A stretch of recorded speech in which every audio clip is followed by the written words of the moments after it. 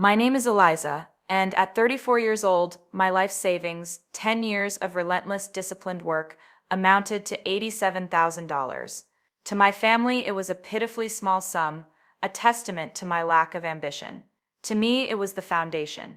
It was the money that would stop the sea from swallowing my soul, which was inextricably tied to the gray, salt-bleached shingles of the Blackwood Inn. Perched on a granite cliff in Maine, the inn was my inheritance from great Aunt Cecily, a woman who valued history and character above all else. While my parents, Richard and Margaret, saw a dilapidated wreck, a financial black hole, Cecily had taught me to see its story. This place remembers, Eliza, she used to say, her hand resting on the worn mahogany of the front desk. It remembers sea captains, smugglers, and summer romances. Your job is to make sure it doesn't forget. For a decade, I had honored that promise. I lived a life of deliberate austerity, pouring every spare dollar into a restoration fund. My work as an architectural historian was my passion, but the inn was my purpose. That $87,000 was earmarked for Arthur, a master craftsman who would repair the crumbling foundation and save the building from another brutal winter. My family operated on a different currency, potential, specifically the potential of my younger brother, Julian. At 31, Julian was a charismatic whirlwind of failed ventures, each one funded by our parents' unwavering belief that he was a genius on the verge of a breakthrough. He was their lottery ticket, as Cecily once wryly observed, while I was their savings bond, reliable, boring, and utterly unexciting. Their love felt conditional, an investment they expected to yield social dividends I was incapable of providing. Julian, with his charm and grand pronouncements, was a far more promising portfolio. The latest venture was an online art investment platform using NFTs and blockchain, a concept he explained with enough buzzwords to make it sound revolutionary rather than what it was, a poorly conceived house of cards. I knew the familiar pattern was unfolding when I arrived for Sunday dinner, to find him pacing the living room, painting a picture of imminent triumph. "I've got him," he was saying, his eyes alight with a feverish glow. "A major investor from Singapore. He's ready to inject $1 million, but I have to show him we have 500,000 in seed capital by the end of the month. It's a test of our seriousness." My father, a man who audited corporate accounts for a living, nodded with grave approval, a sound business practice. "But Richard," my mother fretted, "we've already given him everything we can. The second mortgage, the stocks Cecily left, there's nothing left." The desperation in her voice was new, a crack in the usually pristine facade of their support. Julian's gaze slid to me. It was a subtle shift, but I felt it like a change in atmospheric pressure. "We're a family, Mom. We need to think creatively. For example, Eliza has been so wonderfully frugal all these years. That old inn of hers is sitting on some of the most valuable coastal real estate in the state." The air in the room grew still. I placed my fork down, my appetite vanishing. "The inn is not an asset to be leveraged, Julian. It's a historical landmark, and it is not for sale." "Who said anything about selling?" He scoffed, flashing a disarming smile. "I'm talking about a simple loan, using its value as collateral. You wouldn't have to do a thing. When my platform takes off, I'll pay it back, and you'll still have your rotting pile of wood." "No," I said, my voice leaving no room for negotiation. "The 87,000 I have is for the foundation. It is not, and never will be, seed money for your get-rich-quick schemes." Julian's charm vanished, replaced by a cold, petulant anger. "See, this is what I'm talking about," he said, turning to our parents as if I were a misbehaving child. "She's selfish. She doesn't care about this family. She would rather let that building fall into the ocean than see her own brother succeed." My mother rushed to his defense. "Eliza, that's not a very supportive attitude. We are talking about your brother's future." "I am talking about my future," I countered, my voice shaking with a decade of suppressed frustration. "The one I have worked for, the one I have sacrificed for. The inn is my future, and none of you are welcome to it." I left before they could serve dessert. Driving back to my small apartment, the scene replayed in my mind. It wasn't Julian's predictable entitlement that unsettled me. It was the look in my parents' eyes. They had looked at me not as a daughter to be respected, but as an obstacle to be overcome. They believed Julian was entitled to my dreams, to my sacrifices, and I knew with a chilling certainty that they would not take no for an answer. The inn was no longer just a building, it was a battleground, and I was standing on it alone. What my family failed to understand was that I wasn't entirely alone. I had an ally, one whose foresight reached beyond the grave.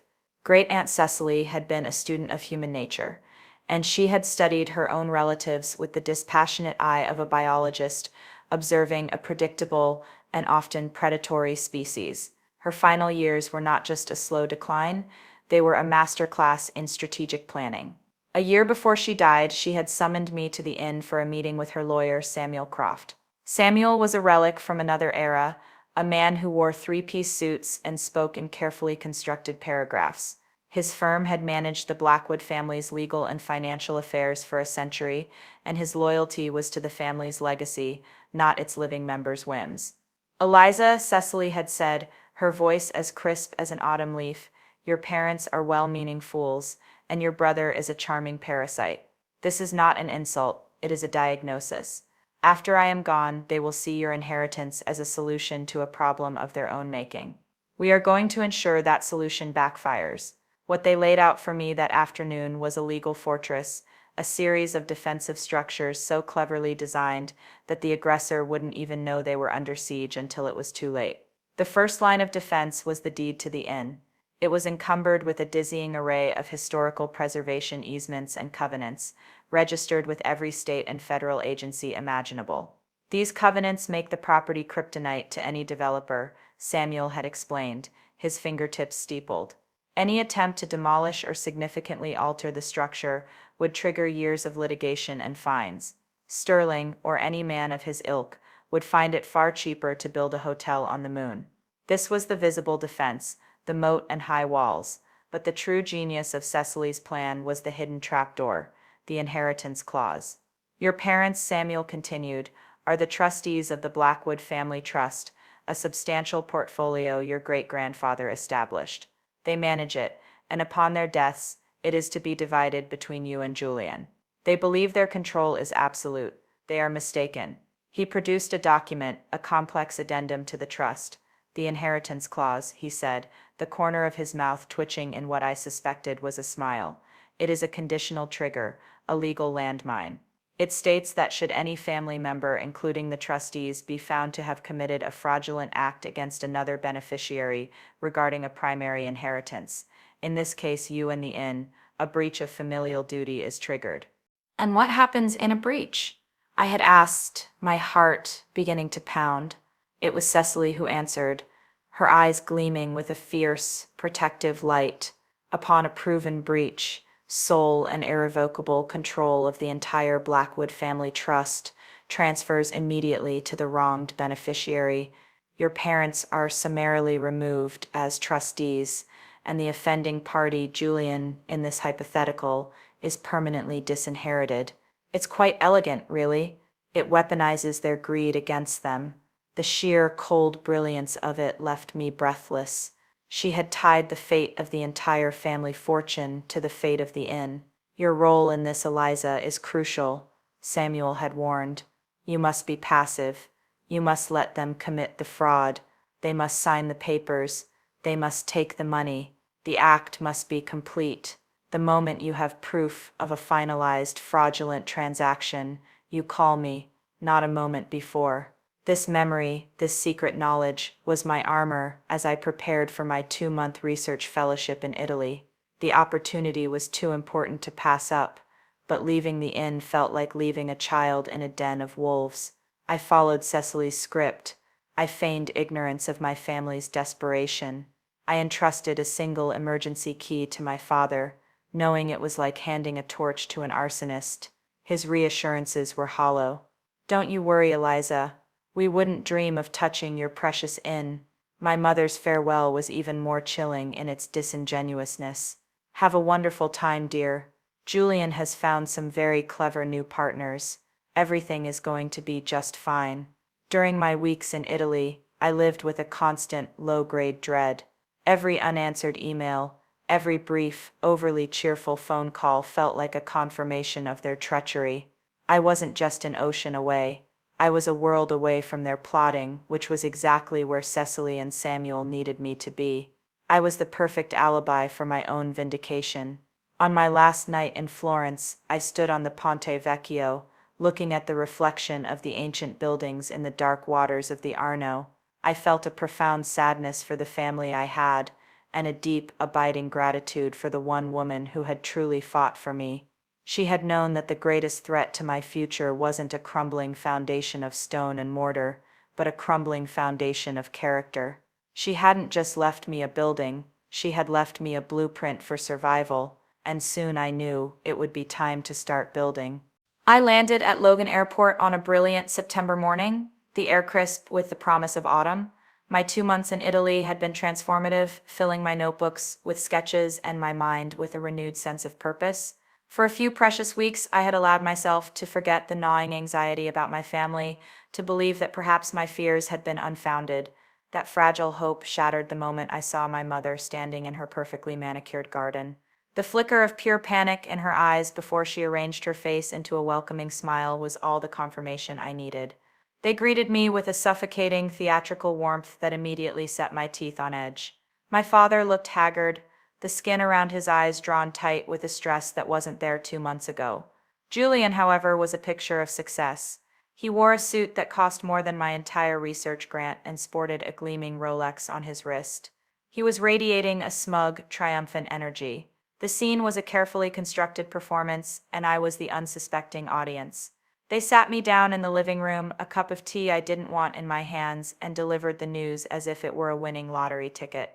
"Eliza," my father began, his voice laced with false sincerity, "while you were away, a wonderful opportunity arose. A real game changer for the family." "Julian's art platform," my mother chimed in, beaming at him. "It's been an overwhelming success. He's already being courted by major collectors." Julian leaned back, the picture of magnanimous achievement. "It was touch and go for a minute," he admitted with a casual wave of his hand. "We needed to show our partners we were all in, a sign of unified family commitment." The euphemisms were dizzying. I cut through them, my voice colder than I intended. "What did you do?" My father cleared his throat. "We sold the inn, Eliza." The words hung in the air, monstrous and obscene. I felt the blood drain from my face.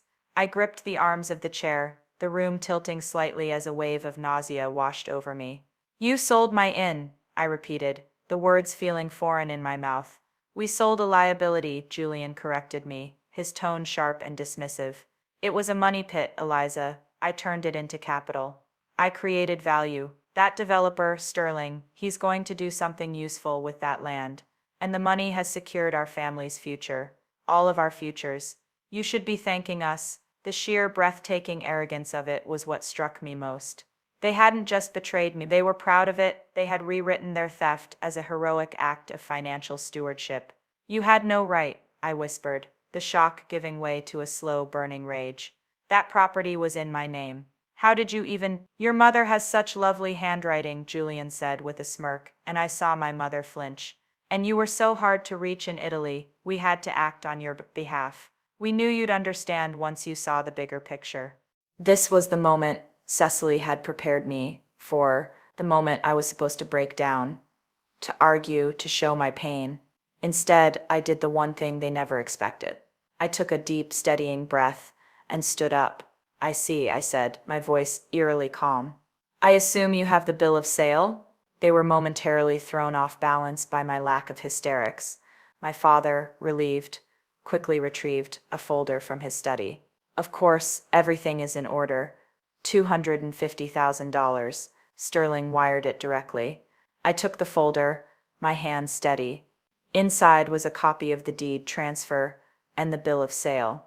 And there, at the bottom, was my name, signed in my mother's elegant, fraudulent script. It was the proof, the key, the trigger. "Thank you," I said, tucking the folder under my arm. "I'm going to need to make a phone call." "Eliza, we know this is a shock," my mother began, her voice softening into a tone of condescending sympathy. "But once you've had time to process it—" "Oh, I'm processing it," I assured her, walking towards the door. "You have no idea." I stepped out onto the veranda, the same spot where I had last seen my father speaking furtively on the phone. I pulled out my own phone and dialed Samuel Croft. "Samuel, it's Eliza," I said when he answered. "They did it. I have the signed bill of sale in my hand." There was a pause on the other end of the line, and then I heard the quiet, satisfying sound of a man who has just seen a decades-long strategy come to fruition. "Excellent," he said. "Stay calm. I will handle the next steps. A package will be delivered to your parents' home tomorrow morning. I suggest you be present for its opening." When I walked back inside, their faces were etched with a wary confusion. My composure was unsettling them. They had prepared for a storm of tears and recriminations, not this cold, quiet resolve. "I'm going to head up to my old room to rest," I announced. "It was a long flight. We can talk more tomorrow." "Of course, dear," my mother said, flustered. "Whatever you need." As I climbed the stairs, I could feel their eyes on my back. They thought they had won. They thought the difficult part was over. They had weathered my initial shock. And now all that was left was to manage my feelings, to soothe my predictable, feminine hurt until I accepted my role as the family martyr. They fell asleep that night, secure in the knowledge that they had outsmarted me. They had no idea that they hadn't been in a battle with me at all. They had been in a war with Great Aunt Cecily, and she had never lost. The next morning, an unnerving quiet hung over the house. My parents and Julian were treating me with a delicate, suffocating kindness, as if I were a convalescent recovering from a minor illness. My mother made my favorite pancakes. Julian offered to carry my luggage to my car, and my father kept asking if I was doing okay. They were attempting to smooth over the chasm they had created with a thin layer of civility, hoping I would simply accept the new reality. At precisely 10 o'clock, the doorbell rang. A professional courier stood on the doorstep, holding a crisp legal envelope. "A delivery for Mr. and Mrs. Richard Blackwood," he said, requesting a signature. My father signed, his hand trembling slightly as he took the package. It bore the insignia of Samuel Croft's prestigious law firm. "What is this?" my mother asked, her voice tight with anxiety. "I believe," I said, walking into the foyer, "it's a notification from the Blackwood Family Trust." We gathered in the living room, the same room where they had celebrated their supposed victory 2 nights before. The atmosphere was now thick with a dread they couldn't name. My father slit the envelope open with a letter opener. His movements slow and deliberate, he unfolded the single sheet of thick, watermarked paper and began to read aloud. His voice was steady at first, but it began to falter as he absorbed the dense legalese. "Pursuant to the addendum filed on October 12, 2013, known as the Inheritance Clause," he read, his eyes widening in confusion, "a breach of familial duty has been triggered by the fraudulent conveyance of real property belonging to the beneficiary, Eliza Blackwood." He trailed off, looking up at me, a dawning horror on his face. "What fraudulent conveyance? What inheritance clause?" "Keep reading, Dad," I said quietly. He continued, his voice now a shaky whisper. "Upon this proven breach, as evidenced by the executed bill of sale, dated August 28, 2025, the existing trustees, Richard and Margaret Blackwood, are hereby summarily and irrevocably removed. Full and sole control of the entire Blackwood Family Trust, its assets, holdings, and all decision-making authority is immediately transferred to the wronged beneficiary, Eliza Blackwood. Furthermore, the party found to have instigated and benefited from said fraud, Julian Blackwood, is hereby permanently disinherited from any and all future claims upon the trust." He dropped the letter as if it had burned his hand. It fluttered to the Persian rug, a white flag of their utter and complete surrender. The silence that followed was profound. It was the sound of a world ending. My mother was the first to speak, her voice a strangled cry. "This can't be real. It's a trick. Cecily would never—" "Cecily knew you better than you knew yourselves," I said, my voice resonating with a calm authority that surprised even me. "She knew you would eventually sacrifice me for him. This was her contingency plan. This was her justice." Julian lunged for the letter, snatching it off the floor. He read it frantically, his face contorting from disbelief to rage to a raw primal terror. "Disinherited? She can't do that. That's my money. Our money. Not anymore, Julian," I said. "According to this, it's my money." Before the full weight of their financial ruin could even settle, the second wave of Cecily's assault hit. The telephone rang. its shrill cry cutting through the stunned silence. My father, moving like a man in a trance, answered it. Hello? Yes, this is Richard Blackwood, Mr. Sterling. A new, more immediate fear seized my father's face. He listened for a moment, his complexion turning a pasty gray. No, there must be some mistake. The property is clear for development. A state preservation easement. That's impossible. I knew what was happening. Samuel had made his move. He had contacted Marcus Sterling's legal team and informed them of the historical covenants, providing the documentation to prove it. He had let them know that the inn they thought they could demolish was in fact a legal fortress. My father hung up the phone, his hand shaking so violently he could barely place it back in the cradle. That was Sterling's lawyer, he whispered, his voice hoarse. He knows about the preservation covenants. He says the property is worthless to them. He's calling the sale fraudulent. He's threatening to sue us into bankruptcy and press criminal charges for felony fraud. The color drained from my mother's face. The family trust was one thing that felt like a distant abstract loss. But bankruptcy, public scandal, criminal charges, this was a threat she could understand. This was the end of her comfortable, respectable world. Julian collapsed onto the sofa, his head in his hands. His grand vision, his escape from his debts, had vanished. He hadn't just failed to get the money, he had single-handedly bankrupted his parents and exposed them all to public humiliation and potential jail time. They all turned to look at me, their eyes wide with a terror I had never seen before. The power dynamic in the room had not just shifted, it had inverted with the gravitational pull of a collapsing star. For my entire life, I had been the one pleading for them to see me, to value me, to help me. Now they were the ones who needed saving. They were trapped, cornered, and utterly ruined. And I, the quiet, overlooked savings bond, was the only one who held the key. The question, hanging unspoken in the suffocating silence, was whether I had any intention of using it. The week that followed was a masterclass in desperation. My parents and Julian were trapped in a state of suspended terror, caught between the two legal fires Samuel Croft had so expertly lit. Marcus Sterling's lawyers were relentless, sending hourly emails threatening lawsuits that would not only seize every remaining asset they had, but also make their names synonymous with real estate fraud in New England. On the other front, Samuel had begun the formal process of transferring the Blackwood Trust, sending them official notifications that underscored their new powerless reality. They called me incessantly. They left tearful, rambling voicemails. They showed up at my Boston apartment, their faces etched with sleeplessness and fear.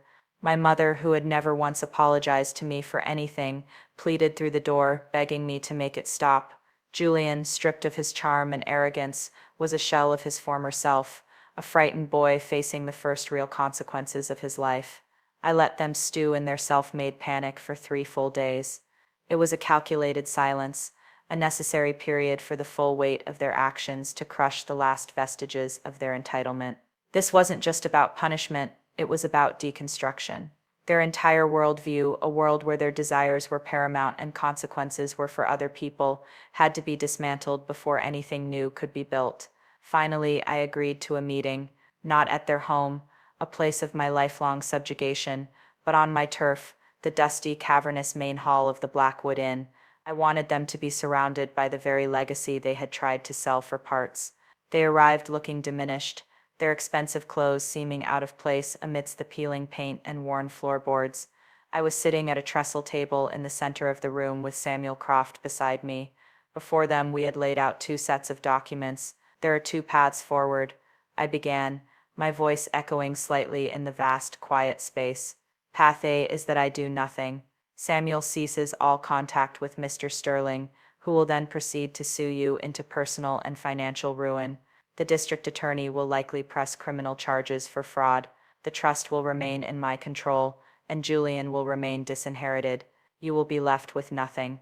That is the path of strict justice. My mother let out a small sob. Julian stared at the floor, his shoulders slumped in defeat. Then there is path B, I continued. This is the path of restoration. It is not a path of forgiveness. Not yet. That has to be earned. This is a practical solution I am offering, and it comes with non-negotiable terms. I pushed the first set of documents across the table. First, Mr. Sterling. Samuel has negotiated a settlement.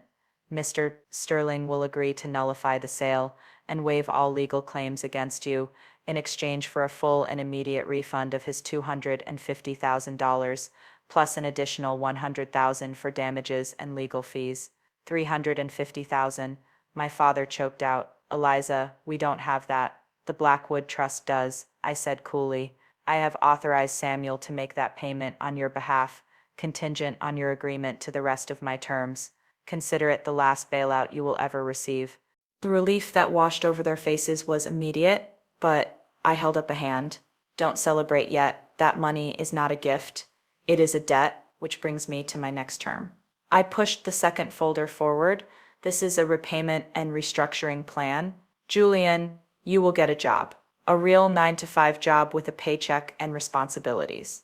25% of your pre-tax income will be garnished and paid back into the trust until your share of this debt is repaid. There will be no more ventures, no more seed money. Your career as a creative entrepreneur is over. Julian looked up, a flicker of his old defiance in his eyes. That's not fair. I can't live on that. You will learn, I said flatly. As for you, I said, turning to my parents, you will both attend financial counseling and family therapy with a therapist of my choosing. You will learn about boundaries, about enabling, and about the difference between support and sabotage. Your access to the trust principal is permanently revoked. You will live on the interest, which is more than sufficient for a comfortable life, but the days of funding Julian's fantasies are over. And the inn? My mother asked, her voice barely a whisper. The inn is mine, I said, the words full of a new, unshakable weight. I will restore it using the trust, as Cecily always intended. You are welcome to visit, but only when you are invited. You will have no say in its design, its budget, or its future. You gave up that right when you forged my name. They sat in stunned silence, absorbing the totality of their new world order. It was a complete surrender. I had taken everything, not out of spite, but out of a necessity born from their own actions. I was protecting the family legacy from the family itself. It took them a long, agonizing minute, but eventually my father picked up the pen. He signed the agreement, his hand steady for the first time in days. My mother followed, her signature a shaky, tear-stained version of her usual elegant script. Julian was the last. He hesitated, then signed. The single act representing the death of his life as he knew it. 2 years have passed since that day. The restoration of the Blackwood Inn is nearly complete. Light streams through new, historically accurate windows, gleaming on polished floors. Arthur and his team have worked miracles, and the building stands proud and strong against the Atlantic winds, a testament to Cecily's vision and my determination. It has become a boutique hotel, a destination for those who, like me, find beauty in history and resilience. The restoration of my family has been a slower, more difficult process. Julian works in logistics for a shipping company. He hates it, but he hasn't missed a repayment. My parents go to therapy. My mother is learning to listen, and my father is learning to say no. Our relationships are not warm, not yet, but they are honest for the first time. They are built not on illusions and entitlement, but on the hard, unyielding foundation of consequences. Sometimes I stand on the inn's widow's walk, looking out at the endless expanse of the ocean. I feel Cecily's presence not as a ghost, but as a quiet strength in my own bones. She taught me that the best structures are built to withstand any storm, and that sometimes the only way to save something is to be willing to break it first. She left me an inheritance of salt and stone, but the real gift was the strength to claim it as my own.